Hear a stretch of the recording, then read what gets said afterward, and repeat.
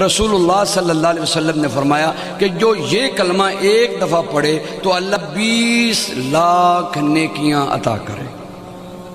کتنی نیکیاں بھی؟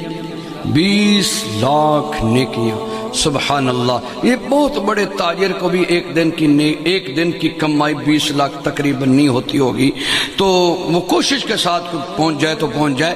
یہ 20 لاکھ، آپ کتنے خوش قسمت ہیں، یہاں 2 گھنٹے بیٹھے ہیں اور 2 گھنٹوں کی برکات یہ ہے کہ جب آپ اٹھ کر جائیں گے تو آپ کے جنت کے بینک میں 20 لاکھ نیکیاں اللہ جمع کروا دے گا۔